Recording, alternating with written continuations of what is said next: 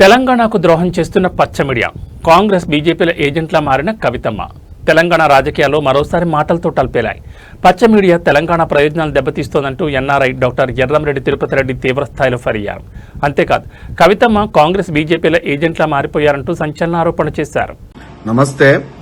నిన్న రాజగోపాల్ రెడ్డి గారు ఏబిఎన్ రాధాకృష్ణ గురించి, ఏబిఎన్ పేపర్ గురించి, ఏబిఎన్ న్యూస్ గురించి చాలా మాటలు మాట్లాడారు. దానికి కొనసాగింపుగా ఈ రోజు కూడా నేను కొన్ని విషయాలు మీ దృష్టికి తీసుకుదాల్చుకున్నాను.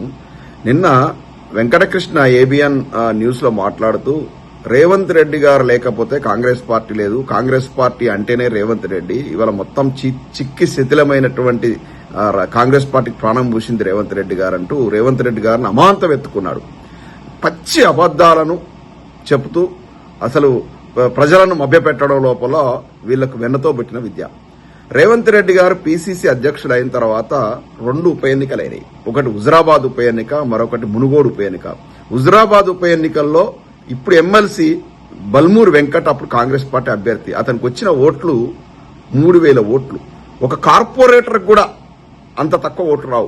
మొత్తం ఎమ్మెల్యే నిలబడ్డ వ్యక్తికి వచ్చినటువంటి ఓట్లు 3000 ఓట్లు. అది పీసీసీ అధ్యక్షులుగా రేవంత్ రెడ్డి గారి సారథ్యంలో జరిగినటువంటి మొదటి ఉప ఎన్నిక. దాని గురించి ఏబిఎన్ రాధాకృష్ణ గారు, ఏబిఎన్ న్యూస్ గాని, ఏబిఎన్ న్యూస్ పేపర్ గాని వివరణ ఇవ్వదు. ఎందుకు ఇంత ఫెయిల్యూర్ పీసీసీ అధ్యక్షులు కదా రేవంత్ రెడ్డి గారని దాని గురించి మాట్లాడరు. ఆ తర్వాత మునుగోడు ఉప ఎన్నిక, ఇక ఆడి వేరు ఏడిసిర్రు తుడిసిర్రు, మామూలుగా మా దగ్గర కూడా అసైన్మెంట్ ఇస్తే మేము కూడా అప్పుడు ఎన్ఆర్ఐ సెల్ నుంచి డబ్బులు ఇక్కడి నుంచి కూడా మేము కొంత ఫండింగ్ చేసేసి ఉప ఎన్నిక లోపల మేము కూడా ఉపయోగపడ్డాం. అది పాల్వాయి స్రవంతి గారికి కూడా తెలుసు ఆ విషయం. వారిని అడిగితే చెప్తారు మేము ఎంత కష్టపడ్డాం అనేది. అందరం కలిసి కష్టపడితే ఈ పీసీసీ అధ్యక్షులు, అప్పటి పీసీసీ అధ్యక్షులు రేవంత్ రెడ్డి గారి ఆధ్వర్యంలో కష్టపడితే డిపాజిట్ రాలేదు. అట్టర్ ఫ్లాప్ కాలేదా రేవంత్ రెడ్డి గారు?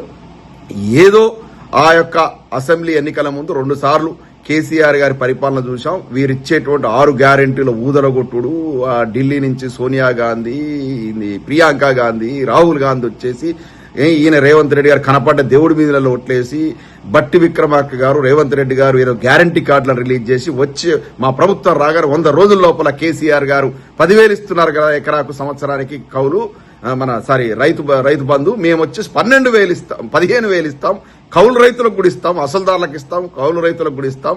మేము కేసీఆర్ గారు 2,000 ఇస్తారు కదా ఆసరా పింఛన్లు, మేము 4,000 చేస్తాం. కేసీఆర్ గారు కళ్యాణ లక్ష్మి 1,00,000 రూపాయలు ఇస్తున్నారు కదా, మేము 1,00,000 రూపాయలకు తోడు మేము తులం బంగారం కూడా ఇస్తాం. ఇలా మేము నిరుద్యోగ యువతకు నెలకు 4,000 నిరుద్యోగ భృతిని కల్పిస్తాం.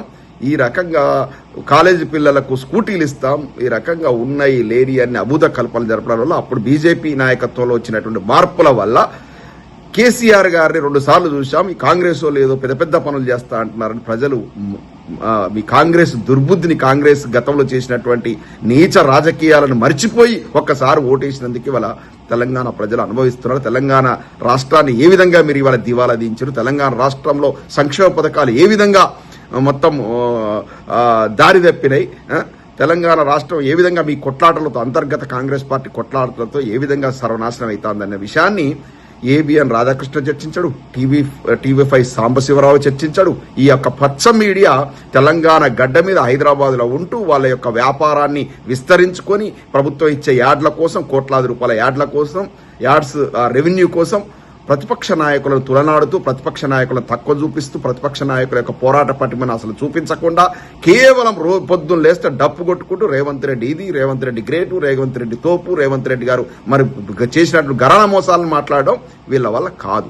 ఇది పచ్చ మీడియా. తెలంగాణ గడ్డ మీద హైదరాబాద్ లో ఉండి తెలంగాణ జాతికి ద్రోహం చేస్తుంది, తెలంగాణ ప్రాంతానికి ద్రోహం చేస్తున్నటువంటి మీ పచ్చ మీడియాను పొందబెట్టొద్దా?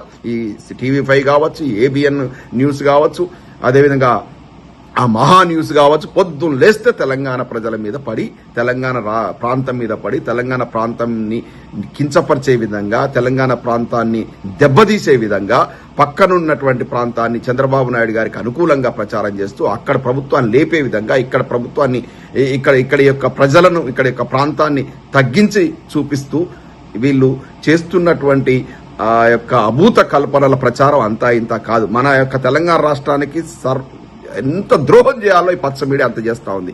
ఇక్కడ బహుళార్థ సాధక ప్రాజెక్టు, కాళేశ్వరం ప్రాజెక్టు ఎన్ని అభూత కల్పనలు ఈ యొక్క పచ్చ మీడియా ప్రచారం చేసింది. కాళేశ్వరాన్ని కూలేశ్వరం అంటూ కూలిపోయిందంటూ అదంటే ఇవాళ central water power research centre వాళ్ళైతేనేమి ఎన్డీఎస్ఏ గాని వాళ్ళ యొక్క నివేదికల గురించి వీళ్ళు చర్చలు పెట్టరు. అయ్యో కేసీఆర్ గారిది ఇంత పెద్ద గొప్ప ప్రాజెక్టు కట్టారు, దీని మీద కాంగ్రెస్ ఇట్లాంటి దుష్ప్రచారం చేసిందని ఇట్లాంటి చర్చలు చేయరు. ఎంతసేపు ఇక్కడ నువ్వు కాళేశ్వరం ప్రాజెక్టును అట్లా ఫెయిల్యూర్ ప్రాజెక్టు చూపిస్తారు. అక్కడ ఆంధ్రప్రదేశ్ పోలవరం ప్రాజెక్టు గత 10-15 ఏళ్ళ నుంచి కడతనే ఉంటారు. అక్కడ ఎన్నిసార్లు కాఫర్ డాములు కొట్టుకపోయారో తెలియదు, అక్కడ ఎన్నిసార్లు ప్రాజెక్టుకు అంతరాయం జరిగిందో తెలియదు, అవి ఒక్కటి కూడా మాట్లాడరు.